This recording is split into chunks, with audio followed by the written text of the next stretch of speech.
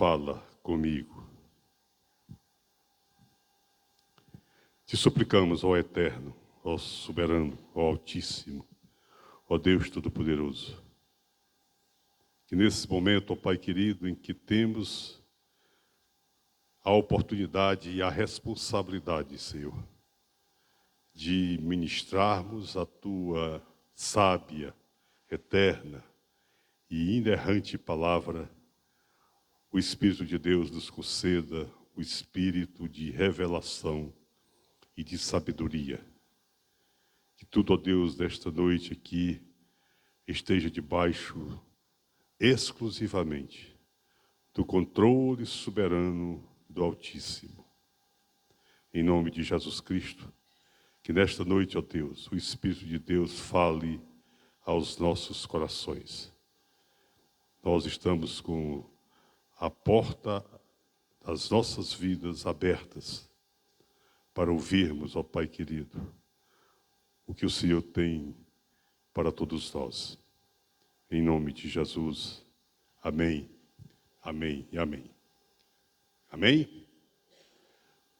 O texto desta noite é muito conhecido e fala exatamente do comportamento da igreja no seu início, seus momentos iniciais, quando o Espírito Santo desceu sobre aquele punhado de homens e de mulheres, e ali então inaugurou, estabeleceu a pedra fundamental da igreja do Senhor Jesus Cristo, que é aquela pedra que todos nós sabemos que o próprio Senhor Jesus Cristo disse a Pedro, quando Pedro disse: sobre esta pedra edificarei a minha igreja.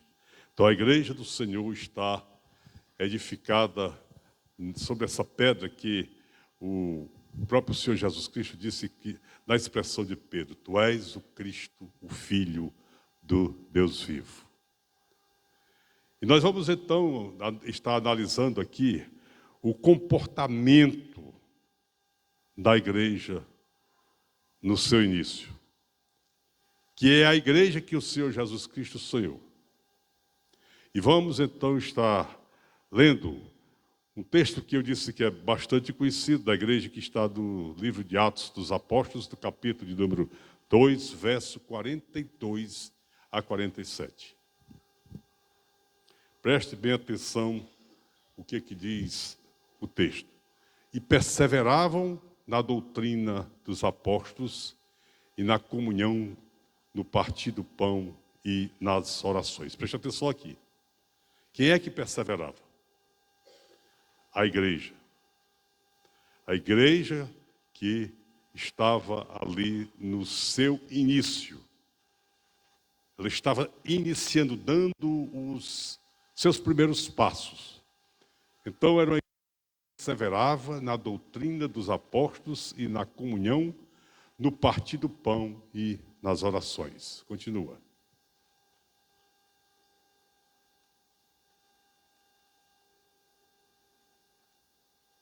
À frente. E em cada alma havia medo. E muitos prodígios e sinais eram feitos por intermédio dos apóstolos. Amém? Em cada alma havia o quê? Temor. E muitos prodígios e sinais eram feitos por intermédio dos apóstolos.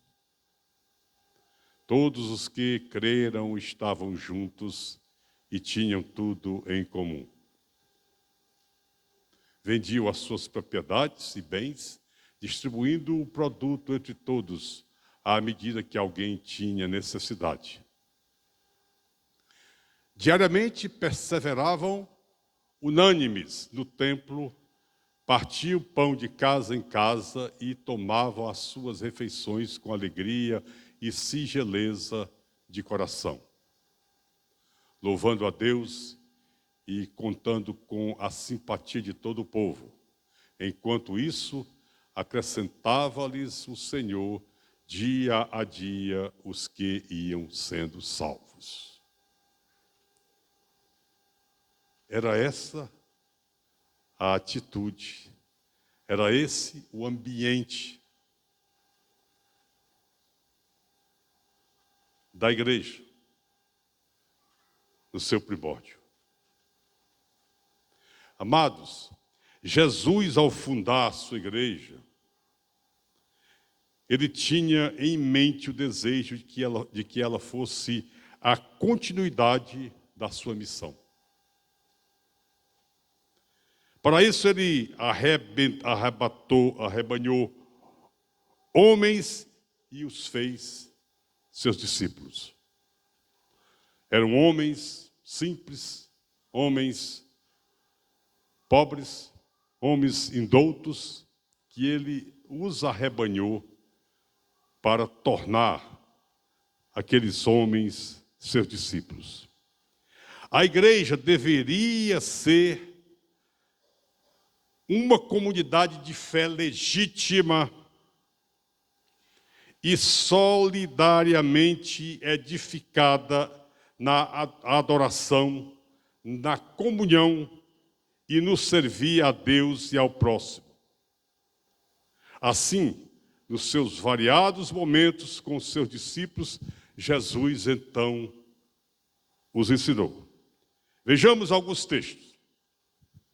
Em João, capítulo de número 4, verso de número 23, Jesus Cristo disse: mas a hora vem, e agora é, em que os verdadeiros adoradores adorarão o Pai em espírito e em verdade, porque o Pai procura a tais que assim o adorem.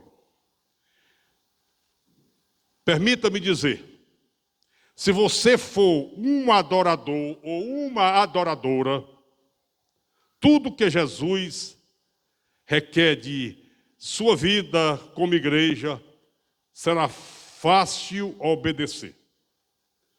O adorador, ele não cria obstáculos, ele não cria problemas, ele não cria oposição, ele obedece a tudo que o Senhor determinar, ele não questiona.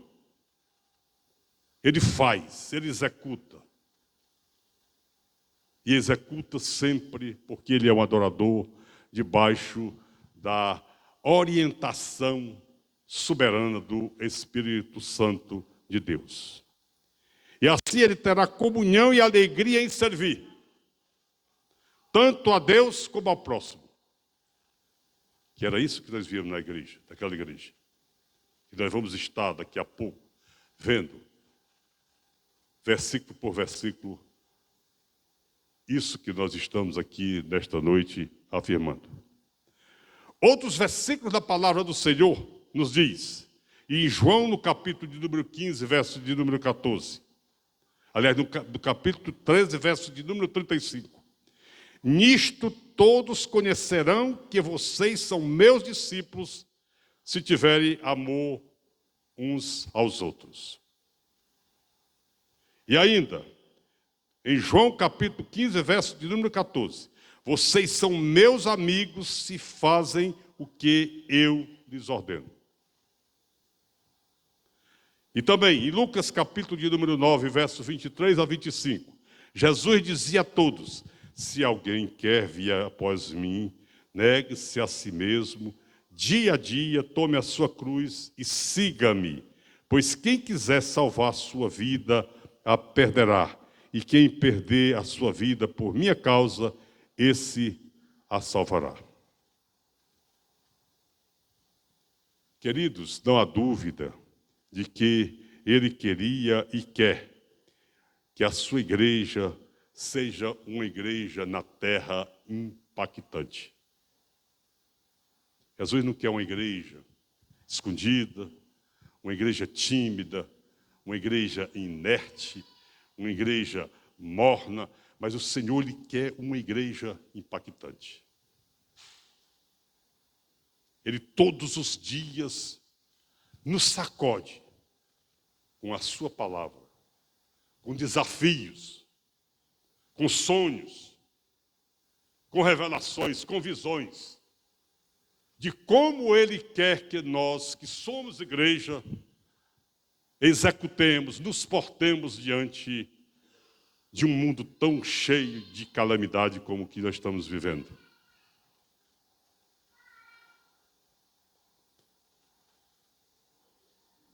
Nós podemos ver por estes versículos que acabamos de ler,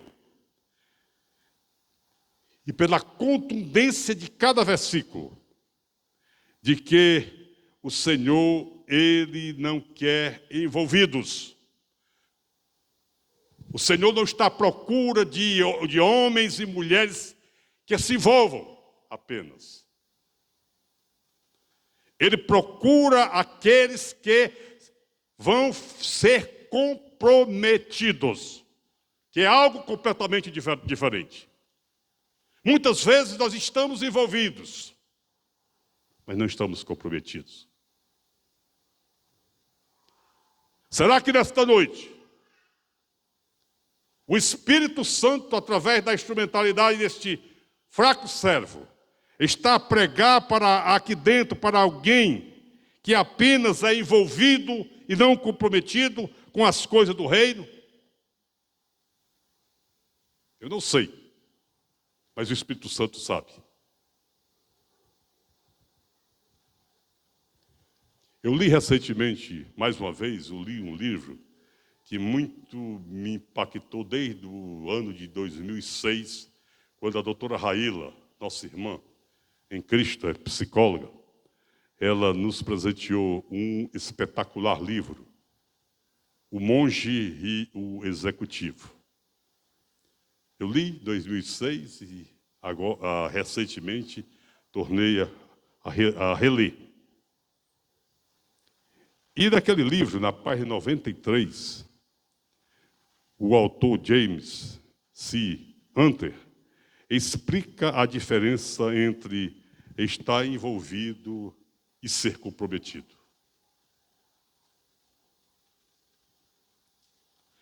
Abra aspas, que está no livro. Ele diz: todos querem estar envolvidos, mas ninguém quer estar comprometido. Há uma grande diferença entre os dois. Aí então ele abre a visão com uma parábola. Uma parábola simples, mas muitas vezes as coisas simples é que nos dão grandes lições. E ele diz: a próxima vez que vocês forem comer ovos com bacon, lembre-se disso. A galinha estava envolvida, mas era o porco que estava comprometido.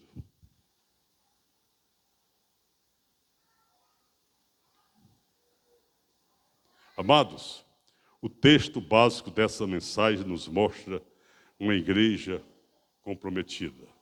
Coloca novamente o texto lá.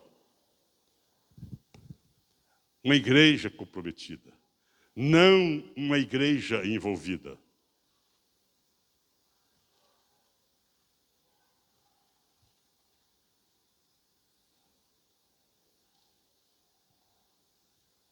Eu às vezes fico meditando quando eu vejo pessoas dizer assim: eu quero estar no centro da vontade do Senhor. E eu tenho umas minhas indagações sobre isso. Eu não quero estar no centro da vontade do Senhor. Eu quero que a vontade do Senhor esteja no centro da minha vontade, como o Senhor da minha vontade. Porque nós encontramos pessoas na Bíblia que estavam no centro da vontade do Senhor e fizeram muitas bobagens. Adão e Eva estavam no centro da vontade do Senhor. Eles fizeram a bobagem, porque a vontade do Senhor não estava no coração de Adão e Eva. Acã, quando Israel saiu do Egito, que já passaram o Rio Jordão, estavam bem próximos de chegar a Canaã. Acã, ele, depois da tomada de Jericó, ele desobedeceu ao Senhor, a ordem do Senhor, que não era para levar nada, e chega lá na frente e provoca o que provocou a derrota do glorioso exército de Israel para um pequeno povo da cidade de Ai. Acã estava no centro da vontade do Senhor porque marchava com o povo de Israel. E o Senhor estava com ele. Mas a vontade do Senhor não estava no centro da vontade de Acã. Judas estava no centro da vontade do Senhor, com Jesus e os seus discípulos. E fez o que fez. Por quê? Porque a vontade do Senhor não estava no centro da vontade de Judas. Todos esses que eu falei estavam envolvidos, mas não estavam comprometidos.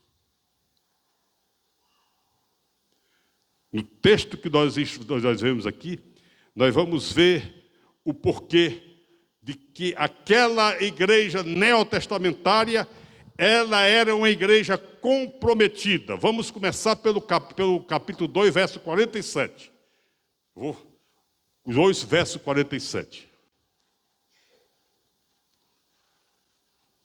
Aqui nós podemos ver, inicialmente, era uma comunidade cristã de discípulos adoradores.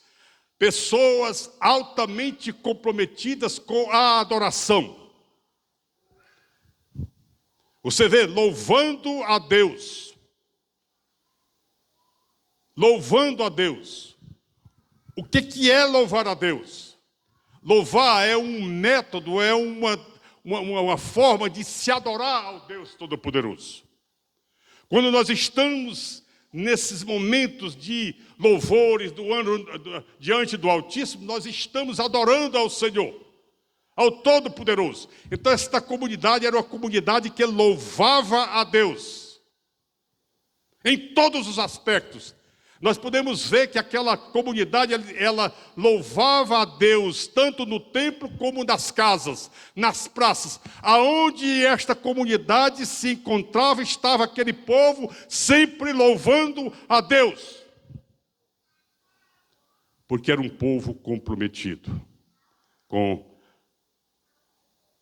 a adoração ao Senhor. Adorar, meus amados irmãos, significa manifestar a glória devida ao Senhor Deus por tudo aquilo que Ele é e por tudo aquilo que Ele faz. O salmista, no Salmo de número 29, versos de número 1 e 2, veja o que o salmista diz aqui a respeito de adoração. Salmo 29, 1 e 2. Tributai ao Senhor, filhos de Deus, tributai ao Senhor glória e força. Tributai ao Senhor a glória devida ao seu nome. Adorai, fale comigo aqui, adorai o Senhor na beleza da sua santidade. Ah, como eu queria estar no meio daquele povo, viu? Queria estar ali para limpar o templo, mas eu queria estar no meio daquele povo. Porque devia ser um povo realmente tão completamente diferente.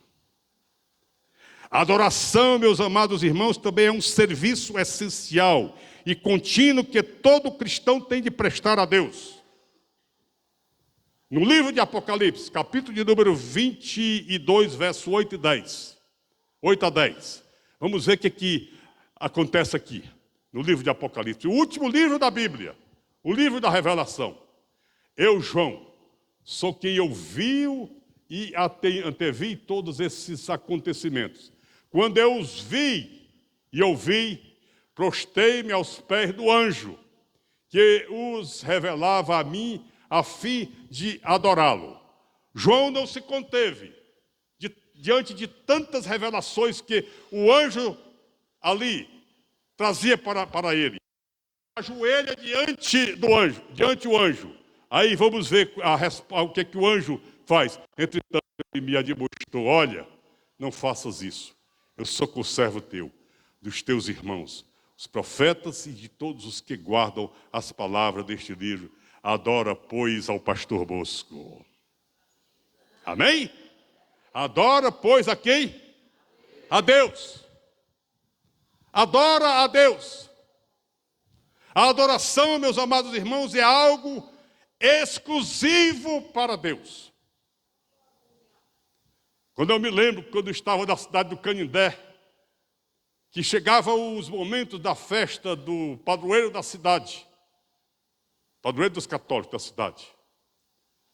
Lá estava eu vestido com aquela mortalha, certo? Com um cinto aqui. Aí pegava, certo, uma pedra, colocava na cabeça e saía acompanhando aquela procissão pelas ruas do Canindé. E ali eu pensava que estava fazendo algo assim, sobrenatural, algo transcendental. Mas eu estava desagradando ao Senhor, porque eu estava transferindo a minha adoração para um ídolo. E eu tenho minha definição própria do que é idolatria. Idolatria, meus amados irmãos, é uma adoração desviada do seu propósito e do seu caminho. Todos nós fomos feitos por Deus para adorá-lo. Como disse o salmista, da beleza da sua santidade. Tributando a Ele a honra, o louvor, a glória. Tributar tudo a Ele. Tudo para Ele. Essa foi a intenção do Senhor quando nos fez homens e mulheres à sua imagem e à sua semelhança. Sermos adoradores dEle. Exclusivamente dEle. Mas o pecado nos tirou do sentido desta caminhada e nos levou para uma outra rota. E quem está noutra rota, se não olhando para o autor e consumador da nossa fé, está praticando a idolatria.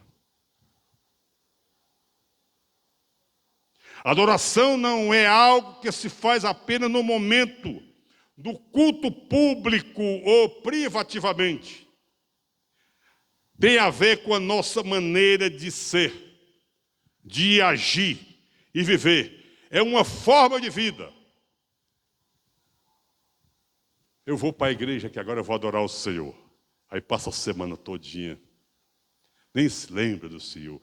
Quando está diante da mesa lá que tem o café da manhã, nem se lembra aí, a ingratidão. Não olha. Não olha para quem colocou aquilo, aquela bênção na sua mesa. Quando você olha para a sua dispensa tem. Quando muitas outras não têm. Mas ninguém olha muitas vezes para chegar na mesa, na dispensa e dizer: Senhor, grato eu sou por todas essas profissões que tem aqui dentro. Porque tudo de bom, como diz o apóstolo Tiago, procede do Pai das luzes, onde não há sombra nenhuma de variação. Então nós passamos muitas vezes, amados irmãos, semanas, até meses, sem adorarmos ao Senhor. Eu me lembro aqui que na Igreja Batista de Monte Castelo, um pregador, já muita experiência, ele já está na glória, porque naquela ocasião ele já estava bastante idoso. Ele contou uma história de que ele não era daqui do Ceará, ele era de Pernambuco. Ele disse que numa igreja que ele pastoreou, uma irmã perdeu os óculos. E essa irmã, certo, preocupada porque não tinha o recurso para comprar outro óculos, aí então vai, certo, até a igreja e pede então à igreja para orar, para encontrar o óculos dela.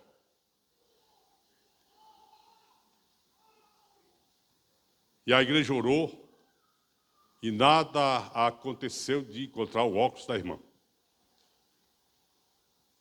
Ela fez jejum, ela pediu à igreja que jejuasse. A igreja, muitos dos irmãos e irmãs, jejuavam e oravam, e o óculos não apareceu. Um dia o pastor chegou na casa dela, depois de muitos dias. Aí foi e disse: minha irmã, eu vim lhe fazer uma visita. A irmã já encontrou os óculos? E disse: sou o pastor. Até hoje, parece que as orações dos crentes não valem absolutamente nada. O meu jejum que eu fiz foi um desperdício. Passei foi fome. Ô pastor, ore por mim. Aí o pastor disse para ela: minha irmã, eu deixei a minha Bíblia lá no carro. Me traga a sua Bíblia aqui para me ler aqui uma passagem que traga esperança para a irmã. Aí ela foi lá, pegou a Bíblia. Quando o pastor abriu a Bíblia, os óculos da irmã estavam dentro da Bíblia. Fazia muito tempo que a irmã não abria a Bíblia para ouvir o que o Senhor tinha para falar para ela. Eu costumo sempre dizer, meus amados irmãos, que quando nós estamos lendo a Bíblia, Deus está falando conosco. Você pega a Bíblia para ler, Deus está falando com você. Quando você está orando, você está falando com Deus. E isso tem que ser um modo de vida. Tem que ser um agir, tem que ser uma vivência. A adoração, ela tem que ser 24 horas. Está dirigindo? Está adorando ao Senhor. Está lavando os pratos? Está adorando ao Senhor. Vai dormir? Está adorando ao Senhor. Na beleza da sua santidade. Esse é o sentido do termo grego, que está na palavra, pelo termo grego, chama-se latreia, que traduzido significa adorar. Em Romanos, capítulo de número 12, verso de número 1, é um versículo que eu sempre gostei. O apóstolo Paulo, ele dirige essa carta aos romanos e faz uma súplica, 12:1. Romanos 12:1. Ele diz assim: portanto, caros irmãos, rogo-vos pelas misericórdias de Deus, que apresenteis o vosso corpo como um sacrifício vivo, santo e agradável a Deus, que é o vosso culto. Lógico, em outra versão diz assim: rogo-vos, irmãos, pela compaixão de Deus, que apresenteis os vossos corpos em sacrifício vivo, santo e agradável a Deus, que é o vosso culto racional. Na adoração está tudo envolvido. Está envolvido o nosso espírito, a nossa alma e o nosso corpo. Porque tudo tem que estar comprometido para que você possa, então, usufruir das respostas e das bênçãos que Deus tem para a sua vida. Que era o modo de vida daqueles homens no início da igreja neotestamentária.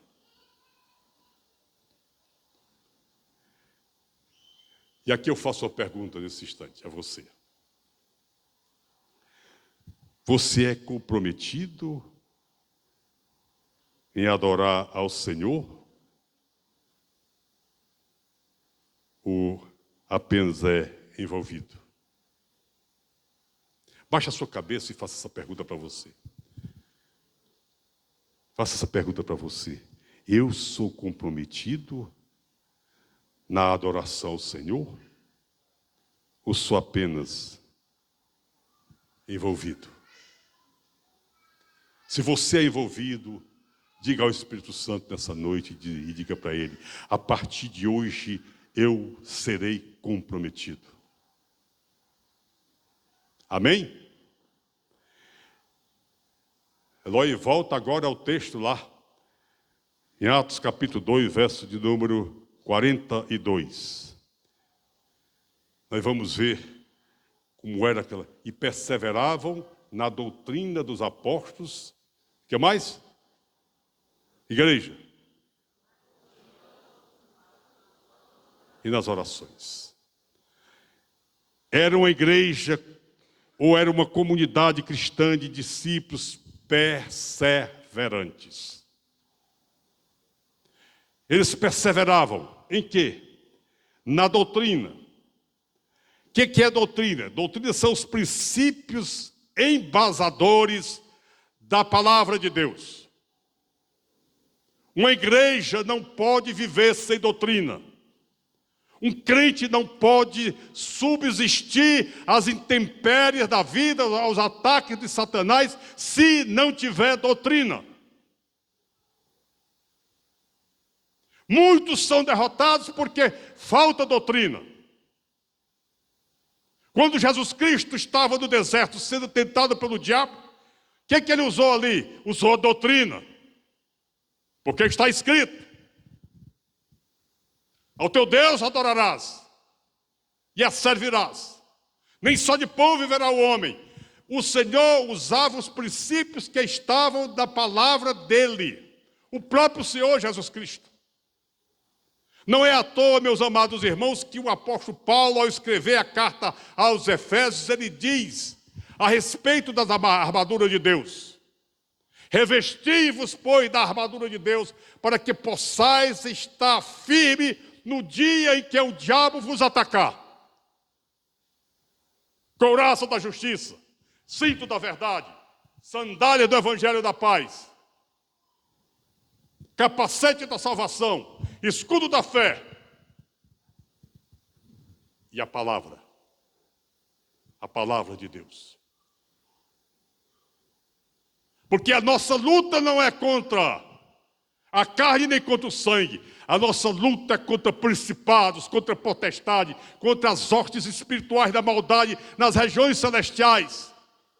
O diabo, ele olha para aquele crente sem doutrina.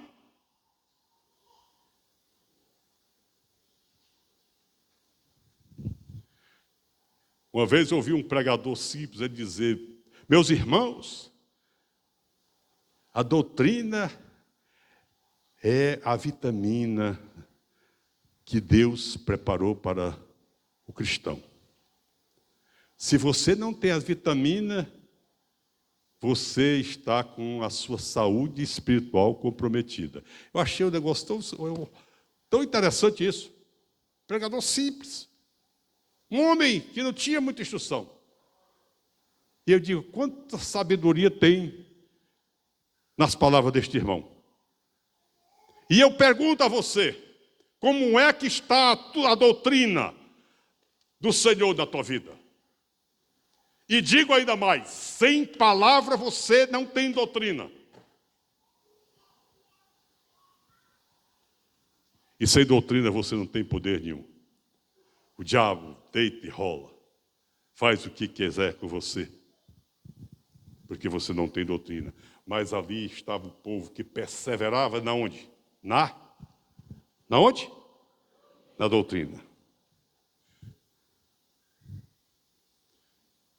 O apóstolo Paulo era um pedagogo por excelência. E ele tinha a forma didática dele de instruir a um dos seus preferidos discípulos, que foi Timóteo. Ele escreveu a Timóteo essa palavra aqui. Eu peço, coloca lá, Eloy. 2 Timóteo 2,15. 2 Timóteo 2,15.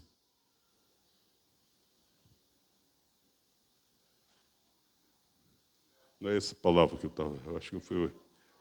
Hein? 2,15.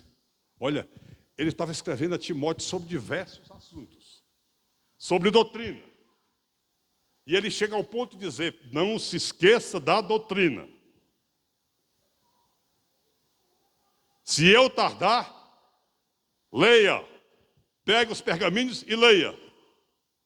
Mas ele chega a um determinado e diz assim, Timóteo, procura apresentar-te a Deus. O quê? Aprovado. como obreiro que não tem do que se envergonhar, que maneja bem a palavra da verdade. Ou seja, te cuida com relação à doutrina, Timóteo.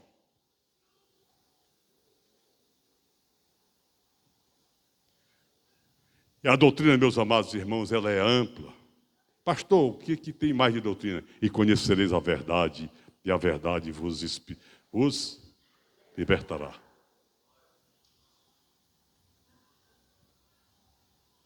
Ou como disse o apóstolo Pedro, naquele dia que ele pregou aquele sermão depois da cura do coxo no Templo Formosa. Ele é a pedra, meus patrícios, meus caros patrícios, que vós, os edificadores, rejeitaram. E em nenhum outro há salvação, porque abaixo do céu nenhum outro nome é dado entre os homens, pelo qual importa que sejamos salvos. Isso é doutrina.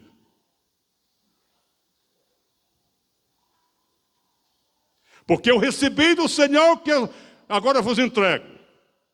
Na noite que o Senhor foi traído, ele instituiu a mesa do Senhor. Isso é doutrina. Quem crê e for batizado, será salvo. Isso é doutrina. Mas o que é o batismo? O que significa o batismo? Tem muito crente aqui dentro que não sabe qual é o significado do batismo. Porque não tem doutrina. Mas aquela igreja, volta para lá, Eloy, era uma igreja que perseverava em quê? Atos, capítulo de número 2:42. E perseveravam na doutrina dos apóstolos. Por que dos apóstolos? Porque os apóstolos estiveram com Jesus Cristo.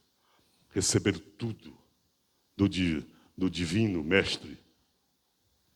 Tornaram-se catedráticos na doutrina. E eles ensinavam aquele povo. Eles perseveravam na doutrina dos apóstolos. E que mais dá? Comunhão. Um dos marcos da igreja, meus amados irmãos, é esse termo koinonia, ou seja, comunhão. Ela ocorre 19 vezes no Novo Testamento. E o seu sentido literal significa parceria, participação, comunhão espiritual, comprometimento. Jesus, ele orou pela união fraterna de todos os seus discípulos e por nós, que estamos aqui.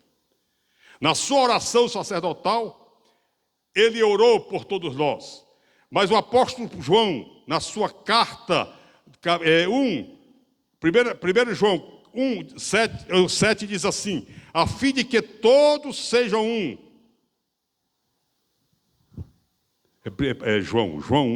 João 17. Eu vou ler aqui porque eu coloquei, eu errei somente a referência. A fim de que todos sejam um. E como tu, ó Pai, estás em mim e eu em ti, também eles estejam em nós, para que o mundo creia que tu me enviaste.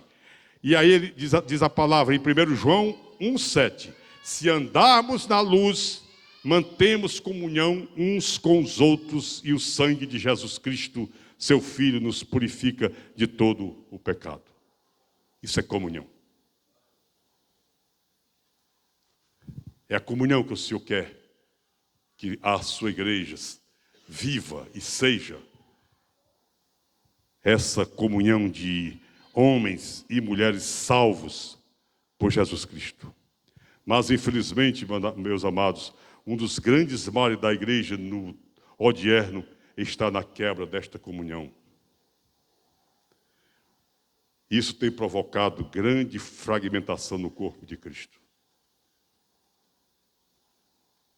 Isso nós podemos ver, Assis, em uma das lições da nossa escola bíblica, na lição, na página 36 das lições bíblicas do trimestre passado. A igreja, ela tem havido essas divisões na igreja. Por quê? Porque falta adoração, falta comunhão, falta o amor, falta a doutrina. Por isso que temos visto tanta fragmentação na igreja do seu Odierno. Mas volta lá, Loi, lá em Atos capítulo de número 2, verso 42. Perseveravam na doutrina dos apóstolos e na comunhão. E no partir do pão. No partir do pão. O que é o partir do pão? É repartir com o próximo que tem necessidade. Se eu vejo um meu irmão padecendo a necessidade e digo, meu irmão, eu vim só orar por você aqui. E ele está lá, não tem nada para colocar no fogão, não tem nem o gás para fazer. Que tipo de amor cristão é esse nosso? Eu hoje estava vendo uma reportagem de como o Brasil se mobilizou para ajudar os nossos irmãos. Brasil, tanto povo católico como povo espírita, como os macumbeiros, como os evangélicos, se mobilizaram para ajudar o povo do Rio Grande do Sul. Muitas vezes, meus amados irmãos, nós estamos ao lado de uma pessoa dentro da nossa comunidade, necessitando do alimento, do remédio, e até muitas vezes de uma palavra, de um abraço, e nós simplesmente esquecemos de fazer isso.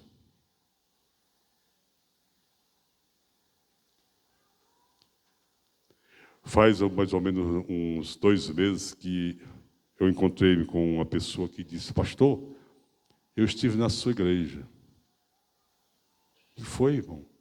Sim. Eu fui lá umas 3 vezes. E por que não ficou? Ele disse, porque o povo de lá é muito fechado. É um povo muito fechado. Como assim? Eu cheguei lá, pastor, a palavra foi muito boa, o louvor foi muito bom, mas eu queria um abraço de algum dos meus irmãos. Isso eu não recebi na sua igreja, infelizmente. Disse isso para mim na minha cara.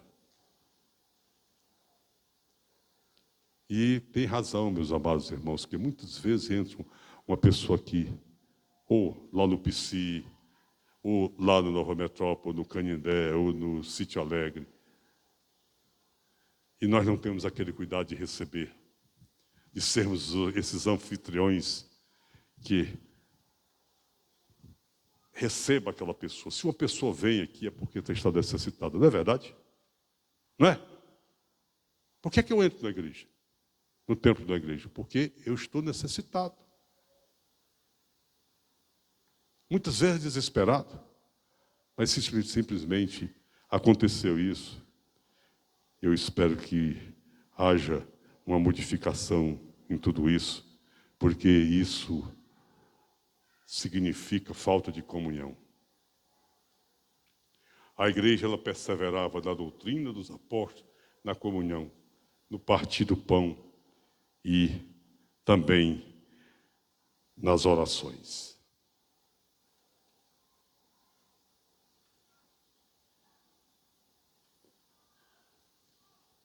Qual é o mais importante de tudo isso aqui?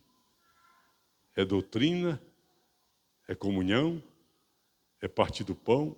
Ou são as orações? Hein? Todas são importantes. Meus amados irmãos, das orações é uma das pautas da audiência que nós temos com Deus. Quando você adentra diante do trono da graça para orar, Você está indo para uma audiência. Está indo para a audiência com o seu rei. Então você ora. Ele escuta. Ele escuta as suas necessidades. Ele escuta os seus clamores. Ele escuta quais são os seus problemas. Ele escuta tudo. Você está nesse momento numa audiência com Ele. É você falando. E saiba de uma coisa, que você não sai da presença do Senhor nessa audiência sem uma resposta, sem uma palavra de confiança, uma palavra de esperança, uma palavra que traga solução para o teu problema. Essa certeza que só Ele coloca no coração do homem. Não é à toa que o salmista, quando ele diz que o Senhor é o meu pastor, nada me faltará. Deitar-me faz em verdes pastos, guia-me mansamente a águas tranquilas, refrigera a minha alma, por amor do seu nome. O que é esse refrigério? É a resposta, é o alimento, é aquilo que você está necessitado. Chega e traz esse refrigério, esta paz interior. É muito diferente, meus amados irmãos, quando nós muitas vezes vamos à presença de uma autoridade política, que a gente pensa que está sendo ouvido por ele. Quando sai, ele promete tudo. Quando sai, ele fica xingando de você. Vai para o inferno.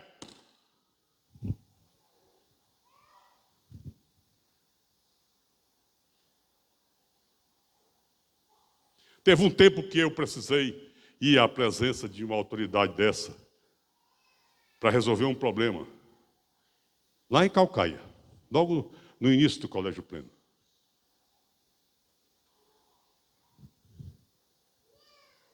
Faz muitos anos isso. Foi logo no início, está com mais de 20 anos. E entrei lá para resolver, procurar uma solução para o problema. Aí, aquela autoridade disse, não, isso aí a gente resolve, pode ficar certo que o senhor, vai ter essa resposta dentro desses 10 dias. E eu saí de lá e disse, eita, que estou com minha solução resolvida.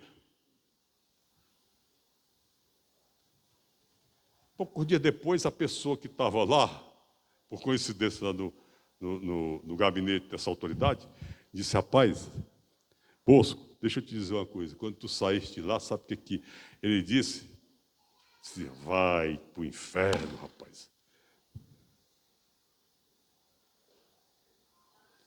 Deus não é assim, meus amados irmãos. Esse Deus é tão maravilhoso que, se for necessário, Ele se levanta do seu trono. Vem aqui, Ira. Ele se levanta do seu trono, depois de ouvir a oração dele, e diz, filho, eu te amo. Saia daqui com a certeza de que você não perdeu tempo na minha presença. A solução já está dada.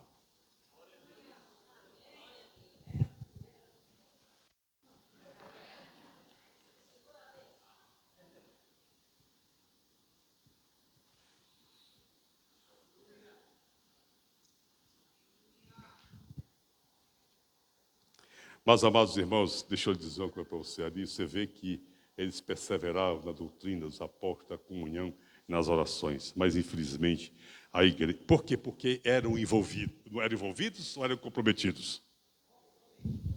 Eram envolvidos ou eram comprometidos?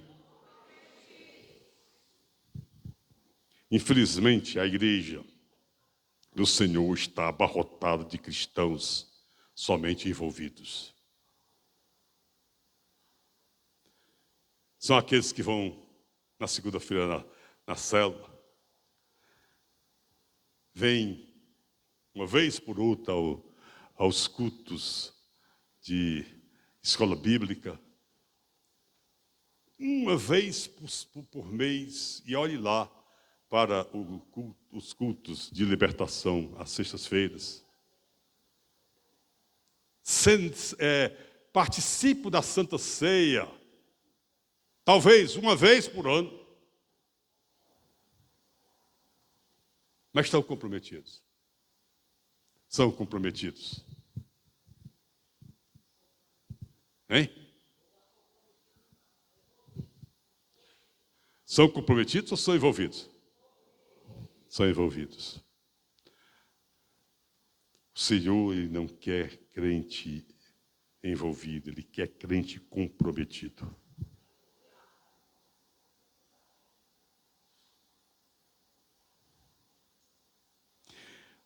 Pula para o versículo, para encerrar, o versículo de número 5, verso 42. Atos 5, 42. E todos os dias no templo e de casa em casa, não cessavam de ensinar, de pregar o que? Jesus Cristo. Jesus o Cristo. Porque estavam comprometidos. Era uma comunidade de cristã, de discípulos tementes a Deus. Verso 42, 2, 43. Veja lá.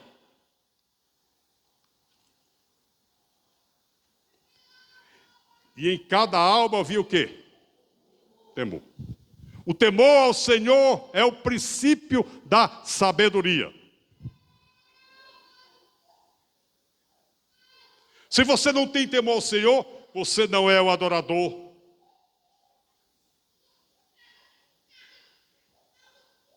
Você não prega a palavra. Você não tem doutrina. Você não tem comunhão. Se você não tem temor ao Senhor, está perdendo tempo em ser esse crente envolvido no meio da comunidade. Precisa se converter.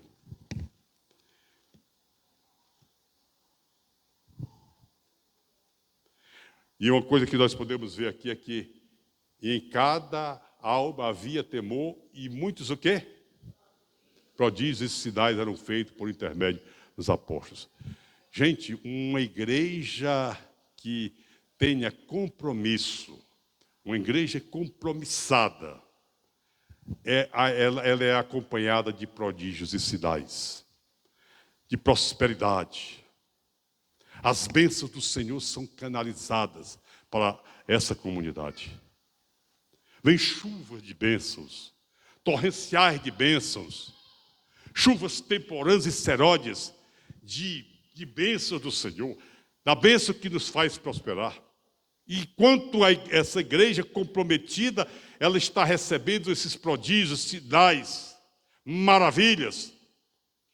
Deus está se alegrando porque a própria palavra do Senhor nos diz que glorificado é o Deus que se alegra na prosperidade dos seus filhos.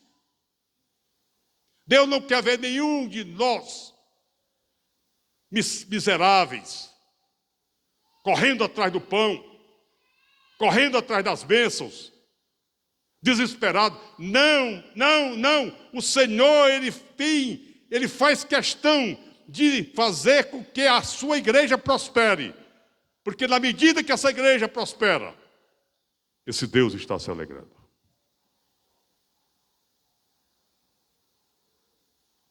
E aqui eu faço uma pergunta para você aqui, para até encerrar.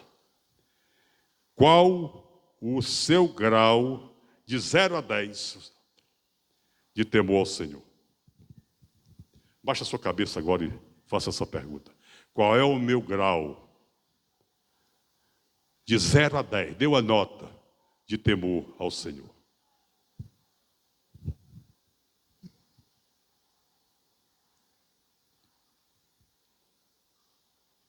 Pode vir para cá, Ministério do Louvor.